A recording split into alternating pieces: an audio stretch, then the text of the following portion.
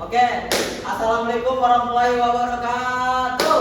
Waalaikumsalam warahmatullahi wabarakatuh. Sejujurnya kami semua di sini ingin mempresentasikan hasil tugas bahasa Indonesia kami. Sebelum kita mulai, kayaknya enaknya mantun nih. Siang-siang pergi ke kondangan. Pulangnya dapat kue ketan. Sebelum kita masuk ke inti bahasanya, mari kita saling berkenalan. Oke, di sini saya sebagai moderator ingin memperkenalkan diri dan rekan-rekan saya. Pertama, perkenalkan nama saya Nanang Qasim. Dan saya Muhammad Fauzan. Saya Salsabila. Saya Rizky Alvin Sasedansa. Saya Serti Amelia Sahda. Saya Saidah Nurjana. Halo semua, saya Nabila Putri. Saya Auranisa Nurpriyanti. Oke, kayaknya sebelum kita mulai enaknya apa? Is breaking ya kali ya? Ya. Oke. Oke, dimohon izin kalian untuk berdiri dulu sebentar. Yeay.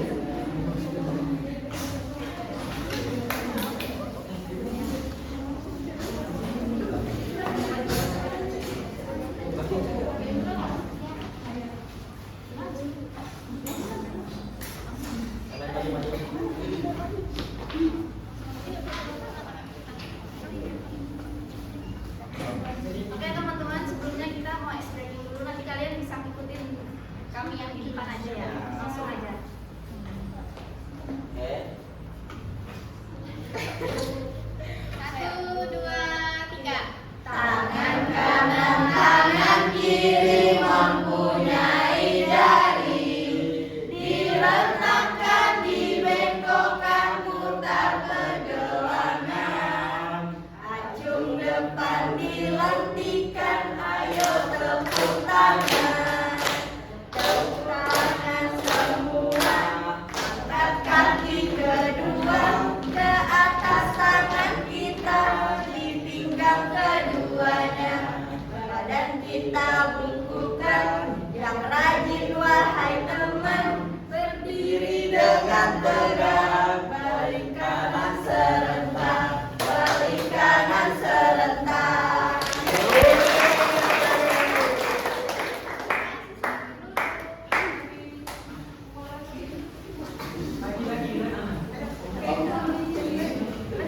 Oke, kita masuk ke poin-poinnya ya.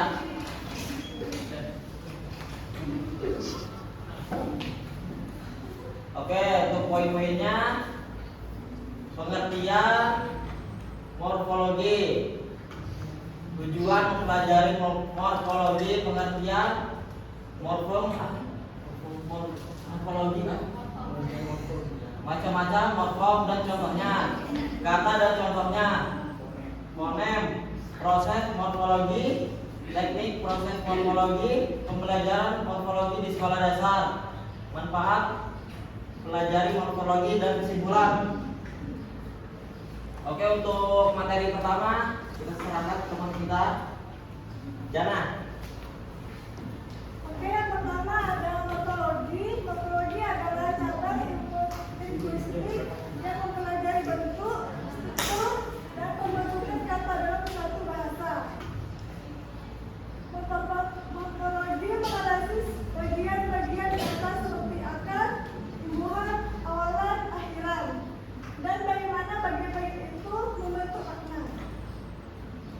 Tujuan belajar morfologi adalah untuk memahami pembentukan kata, maknanya, dan penggunaannya secara tepat dalam bahasa. Belajar morfologi membantu kita memahami dan menggunakan bahasa dengan baik dan benar. Oke, selanjutnya perkenalkan teman saya. Kemudian ada morfem. Morfem di sini adalah satuan terkecil dalam bahasa yang memiliki makna. Jadi morfem itu tidak bisa dibagi lagi menjadi bagian yang lebih kecil yang masih mengandung makna. Kemudian morfem itu terdiri dari dua. Yang pertama ada morfem bebas dan yang kedua ada morfem terikat. Nah, morfem bebas ini bisa berdiri kata dan memiliki makna. Contohnya itu kata rumah, buku, makan, air, dan bebas, dan besar. Contoh kalimatnya itu seperti rumah itu sangat nyaman untuk ditinggali. Penjelasannya, kata rumah pada kalimat tersebut adalah morfem bebas karena bisa berdiri sendiri dan memiliki makna tanpa harus digabung dengan morfem yang lainnya. Kemudian yang kedua itu morfem terikat. Morfem terikat tidak bisa berdiri sendiri, harus digabung dengan morfem lainnya agar menjadi bermakna. Contohnya itu berlari, berjalan, dan berdiri. Kemudian ada memasak, menulis, dan membaca. Ada kan, yaitu berikan, tinggalkan, dan katakan. Ada i, hormati, sayangi, dan cintai. Ada terbawa, terluka, dan terjadi. Contoh kalimatnya seperti saya berjalan di taman setiap pagi. Morfem terikat menunjukkan kata tindakan atau suatu aktivitas. Kemudian kata yang akan dilanjutkan oleh teman saya. Jadi kata ada dua macam, yaitu satuan bebas yang terkecil. Ada dua, yaitu fonologi dan gramatik. Jadi fonologi adalah terdiri atas satu atau beberapa suku kata. Suku kata terdiri atas satu atau beberapa fonem. Dan gramatik terdiri atas satu morfem dan ada juga yang beberapa morfem, yaitu dia memiliki struktur. Fonem lokal. Jadi fonem lokal ini ada a, i, u, e, o dengan vokal monoton. Satu bunyi vokal dalam satu suku kata. Contohnya adalah apa, ini, untuk, enak, orang. Dan ada juga a, i, a, u, dan o, i, vokal diftong. Gabungan dua bunyi vokal yang diucapkan dalam satu suku kata secara berurutan. Contoh, pandai, pulau, amoy. Dan ada fonem konsonan. Ini adalah jenis fonem yang dihasilkan oleh konsonan dalam bahasa. Fonem konsonan ini dapat berubah tergantung pada posisi dan kombinasi dengan fonem lain dalam kotak. Contohnya adalah kata kucing yang menggunakan konsonan K dan M. Kata sapi menggunakan konsonan S dan P. Kata makan menggunakan konsonan M dan K. Contoh kalimat, kucing itu bermain di luar. Sapi itu makan rumput di padang. Saya makan nasi goreng untuk sarapan. Contoh satuan kata fonologi. Ibu pergi ke pasar pagi-pagi.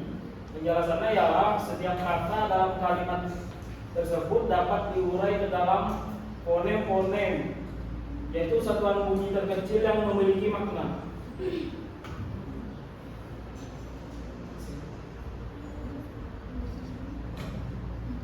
Gramatik. Contohnya yaitu anak itu sedang membaca buku di ruang tamu. Yang pertama anak sama dengan kata benda, dan yang kedua itu sama dengan kata tunjuk. Yang ketiga sedang sama dengan keterangan waktu. Keempat membaca sama dengan kata benda. Yang kelima buku sama dengan kata benda. 6 kata depan, dan 7 ruang tamu sama dengan kata benda. Ya, kita lanjutkan dengan di sini saya akan menjelaskan proses morfologi. Proses morfologi adalah proses pembentukan kata morfem-morfem, baik morfem bebas maupun morfem terikat, untuk membentuk kata baru atau mengubah bentuk kata sesuai dengan fungsi dan maknanya dalam kalimat. Proses ini melibatkan perubahan struktur kata dan dapat mencakup beberapa teknik. Yang pertama, afiksasi adalah penambahan afiks awalan, akhiran, sisipan, gabungan awalan dan akhiran pada kata dasar untuk membentuk kata baru.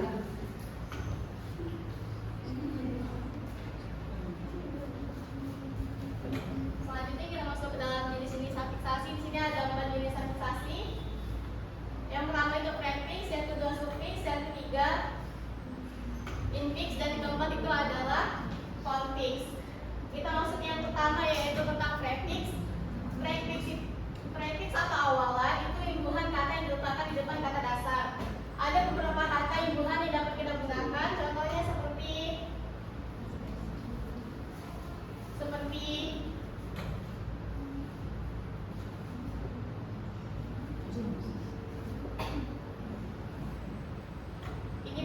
imbuhan yang dapat kita gunakan. Jadi sini kita bisa melihat contohnya itu seperti plus baca sama dengan membaca. Ada beberapa contoh lain, misalnya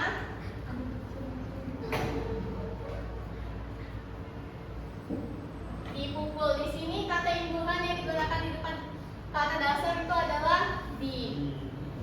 Kemudian kita masuk yang kedua yaitu sufiks. Sufiks ini adalah kata imbuhan yang digunakan di belakang kata dasar.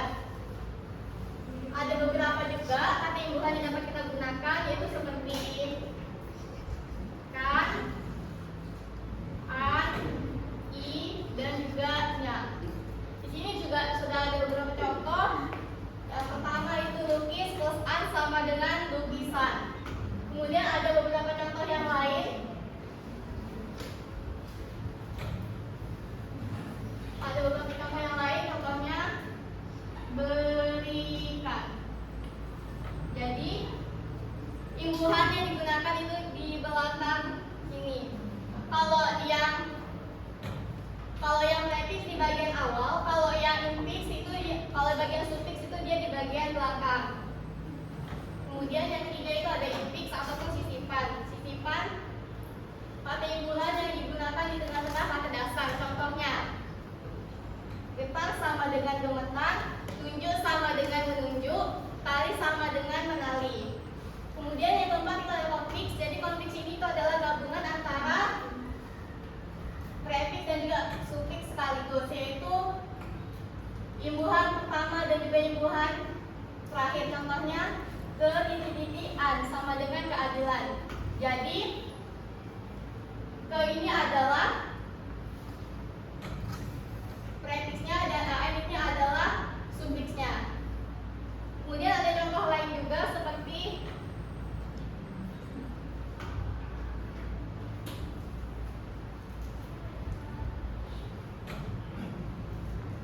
perkataan. Jadi prefiksnya itu adalah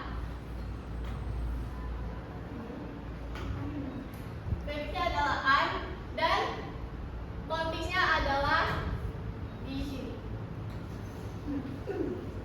Selanjutnya di sini juga ada contoh penggunaan artisasi yang salah. Kita bisa lihat di sini yaitu adalah prefiks ni plus bersama dengan fungsi. Mengapa ini bisa dikatakan salah? Karena fungsi adalah kata benda. Kemudian yang kedua itu ada sufiks. Contohnya lari plus an sama dengan larian. Ini juga dikatakan salah karena ini itu tidak umum dan juga terasa janggal. Kemudian yang ketiga itu ada infix. Contohnya buku sama dengan buku. Ini juga dikatakan salah karena buku itu tidak cocok disisipi dengan infix seperti m, l, atau m. Kemudian terakhir itu ada konfiks. Contohnya ke plus buku plus an sama dengan bukuan. Mengapa ini dikatakan salah? Karena kata sudah merupakan kata benda yang konkret. Konfiks ke an biasanya digunakan untuk membentuk kata abstrak dari kata sifat. Baik sama dengan kebaikan. Selanjutnya Di sini saya akan melanjutkan tentang yang kedua yaitu penggabungan. Penggabungan adalah proses menyatukan dua kata atau lebih menjadi satu kata baru. Contohnya rumah plus sakit yaitu rumah sakit. Meja plus makan menjadi meja makan. Kamar plus mandi menjadi kamar mandi.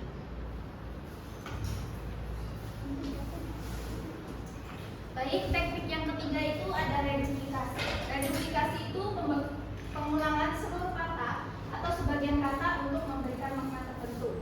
Nah, langsung saja reduplikasi itu dibagi menjadi 4. Yang pertama ada reduplikasi murni. Yang kedua ada reduplikasi berimbuhan. Yang ketiga ada reduplikasi salin suara atau berubah bunyi. Dan yang keempat ada reduplikasi sebagian.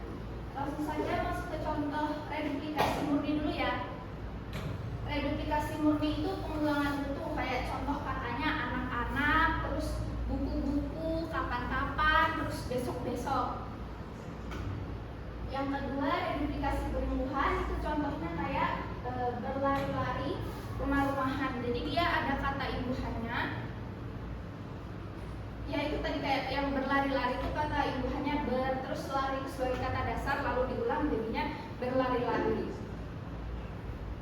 Yang ketiga ada reduplikasi salin suara. Dia pesonanya berubah, contohnya kayak sayur mayur, lauk pauk, terus warna-warni, bolak-balik seperti itu. Yang keempat ada reduplikasi sebagian. Contohnya dedaunan, jadi dia nggak perlu diulang, dia cuma menambahkan beberapa huruf, dia sudah menggambarkan kalau benda itu nggak cuma satu, jadi benda itu lebih dari satu. Teknik berikutnya yaitu pemendekan. Pemendekan itu proses mengurangi kata dan menghilangkan beberapa suku kata. Di sini udah ada contohnya, televisi menjadi TV, sistem informasi menjadi SI, handphone menjadi HP. Dan yang terakhir adalah teknik konversi. Konversi itu perubahan kelas kata tanpa mengubah bentuknya. Ini sebagai contoh, kata benda jalan dapat berfungsi sebagai kata kerja dalam konteks tertentu. Jadi sebenarnya kata jalan itu kan sebagai kata benda. Cuman kalau di beberapa kalimat tertentu, kayak contohnya di sini, mobil itu berhenti di tengah jalan. Nah, jadi kata jalan itu digunakan sebagai tempat atau lokasi untuk lewat. Belajar morfologi di sekolah dasar. Yang pertama, mencari kata berikut dalam teks, membuka kata, membuat kata, menebak kata, memeragakan kata, mencari contoh kata dari kata kelas tertentu seperti kata kerja, kata benda, dan lain-lain. Menggabungkan kata menjadi kalimat. Mencari dan menganalisis kata dalam teks. Dan terakhir, mengisi teka-teki silang. Manfaat mempelajari morfologi. Yang pertama, memahami struktur kata dan pembentukan kata, membantu siswa mengingat kemampuan bahasa mereka. Kedua, belajar morfologi membantu siswa memahami hubungan antara kata-kata dan memperluas kosakata mereka. Ketiga, memahami struktur kata, membantu siswa membaca dan menulis lebih akurat. Keempat, morfologi membantu siswa mengembangkan kemampuan analisis dan memahami struktur bahasa mereka.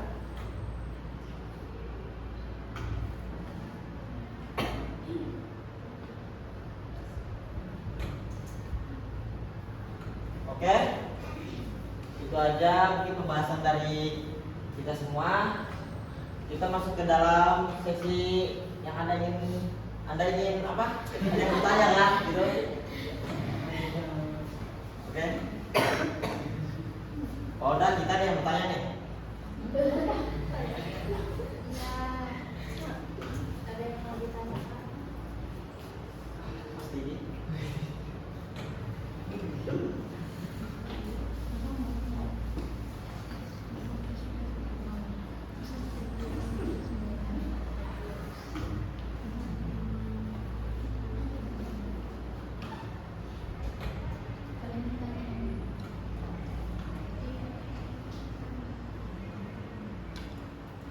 Iya, bertanya.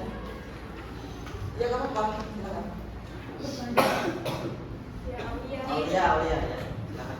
Izin bertanya, misalnya kayak kata berkawan itu termasuk aplikasi yang benar atau salah? Berkawan.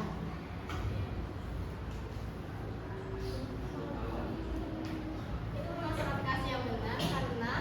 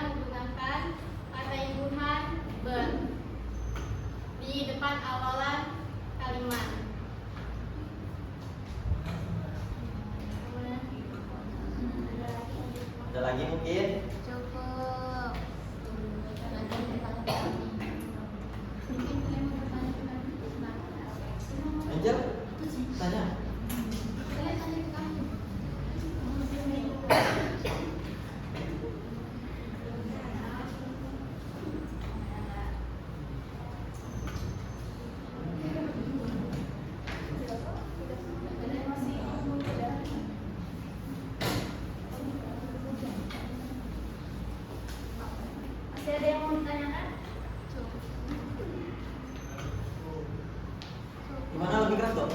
Cukup. Cukup ya. Udah pada lemes. Oke, mungkin saya lanjut untuk kesimpulan. Untuk kesimpulannya, morfologi mempelajari struktur dan pembentukan kata, membantu meningkatkan kemampuan bahasa, memperluas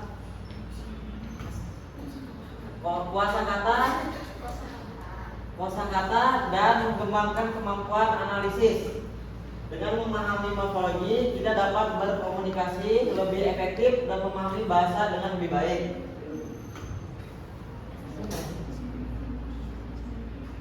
Oke, mungkin untuk mengakhiri sesi presentasi kita ini akan diberi pantun mungkin ya.